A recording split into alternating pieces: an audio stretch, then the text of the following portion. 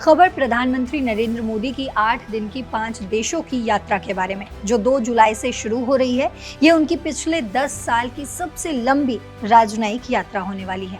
लेकिन बड़ा सवाल ये है कि प्रधानमंत्री नरेंद्र मोदी अब कौन सी यात्रा पर जा रहे हैं और इस यात्रा से क्या हासिल होने वाला है। उससे पहले खबरों को विस्तार से समझने से पहले फटाफट खबरों को देखने के लिए आप अपने फोन में दैनिक जागरण का ऐप इंस्टॉल कर लीजिए, क्योंकि यहाँ आपको सबसे सटीक और सही खबरें मिलेंगी।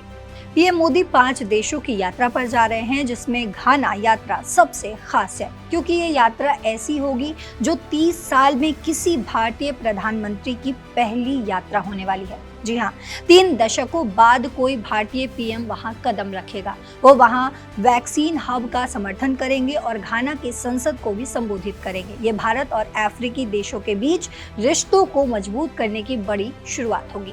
क्या ये भारत को अफ्रीका में और बड़ा प्लेयर बनाएगा? ये आने वाले समय में ही पता चलेगा। वहीं आपको बता दें कि पीएम मोदी त्रिनिदाद और टोबैगो भी जा रहे हैं, जहां 25 साल बाद कोई भारतीय प्रधानमंत्री पहुंचेगा। ये कैरेबियाई देश के साथ भारत के ऐतिहासिक और सांस्कृतिक रिश्तों को नया रंग देगा। खास बात यह है कि वहां की संसद को भी संबोधित करेंगे। ये यात्रा भारत के डायस्पोरा को और भी मजबूत करने की दिशा में बड़ा कदम है। क्या ये भारत की ग्लोबल सॉफ्ट पावर को बढ़ाएगा? ये भी सवाल है। और साथ ही आपको ये भी बताते चले कि पीएम मोदी अर्जेंटीना में राष्ट्रपति जेवियर से भी मिलेंगे और ये यात्रा भारत और अर्जेंटीना के बीच रक्षा, कृषि, खनन, तेल, गैस और व्यापार जैसे क्षेत्रों में नए रिश्तों की नींव रखेगी। ये भारत की साउथ अमेरिका में बढ़ती मौजूदगी का संकेत है।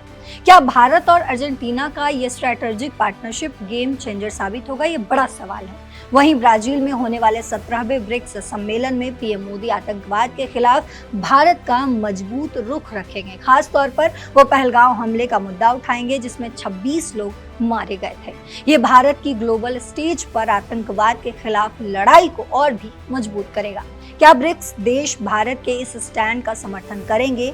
ये भी बड़ा सवाल है। ये कई सवाल जो हैं इस 5 देश के दौरों से निकल रहे हैं, लेकिन सबसे इम्पोर्टेंट ये 5वां पॉइंट है जो मैं आपको बताने जा रही हूँ, जहां नामीबिया में पीएम मोदी 27 साल बाद किसी भारतीय पीएम के तौर पर पहली बार यात्रा करेंगे। और सबसे खास बात वो कि वहां भारत के यूपीआई को लागू करने के लिए समझौता भी करेंगे। जी हाँ, भूटान, नेपाल, सिंगापुर जैसे देशों के बाद अब नामीबिया में भी यूपीआई की धूम मचेगी। ये भारत की डिजिटल क्रांति को ग्लोबल बनाने की दिशा में बड़ा कदम हो सकता है।